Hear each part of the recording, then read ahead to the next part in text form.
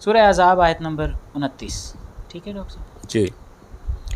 وَإِن كُنتُنَّ تُرِدْنَ اللَّهَ وَرَسُولَهُ، اور اگر تم ارادہ رکھتی ہو اللہ اور اس کے رسول کا، وَالدَّارَ الْآخِرَةَ، اور آخرت کے گھر کا.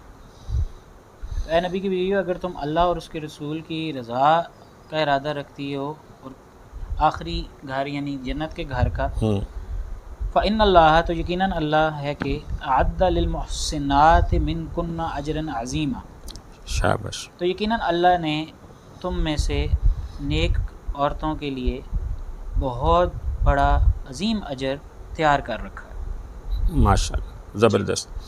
اور اللہ تعالیٰ ان سے نبی سے کہہ رہا ہے کہ ان سے کہو کہ اگر تم اللہ رسول کا ارادہ رکھو، یہ نہیں مطلب ہے کہ اب اس رخصتی والی بات کے ساتھ دوسرا آپشن بھی رکھا ہے، یعنی اختیار دیا ہے انہیں کہ اگر تم چاہتی ہو اللہ اور اس کے رسول کا ارادہ رکھتی ہو، یعنی اللہ کے ساتھ رہنا، اپنا رسول کے ساتھ رہنا اور اللہ کی فرمانبرداری، اللہ کی عبادت، اللہ کی جو ہے وہ تعمیل حکم، اس کا ارادہ رکھتی ہو تو، اور دار آخرت کا یعنی قیامت کا ارادہ رکھتی ہو، تو پھر بے شک اللہ نے تم میں سے نیکوکاروں کے لیے اجر عظیم تیار کر رکھا ہے. اور یہاں پہ یہ جو تخصیص ہے نیکوکاروں کی، یہ اس لیے بھی کی گئی ہے میں سمجھتا ہوں کہ تاکہ پتہ چلے کہ رشتہ کسی کے ساتھ جو ہے وہ کوئی چیز نہیں ہوتا. جیسے کہ ہمارے لوگ سمجھتے ہیں کہ یہ نبی کی اولاد میں سے ہیں اس لیے یہ سب پر فوقیت رکھتے ہیں، اور یہ نبی کی بیوی ہے تو سب پر اس وجہ سے صرف فوقیت رکھتی ہے کہ وہ نبی کی بیوی ہے. تو ایسی ہرگز بات نہیں ہے. وہ اللہ تعالیٰ فرماتا ہے لیس للانسان الا ما سعی، انسان کے لیے نہیں ہوگا قیامت کے دن مگر جس کی اس نے کوشش کی تھی.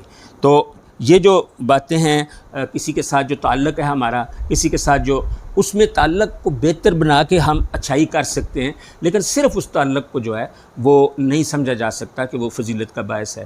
حضرت نوح علیہ السلام کی، حضرت لوط علیہ السلام کی بیوی جو ہے وہ کافر تھیں، اور وہ جو سورہ تحریمی میں ان کا ذکر آتا ہے کہ وہ وہ جو ہیں انہیں کہا جائے گا کہ تم بھی جہنم میں داخل ہونے والوں کے ساتھ داخل ہو جاؤ، اور ان کے شوہر ان کے کچھ بھی کام نہیں آئیں گے.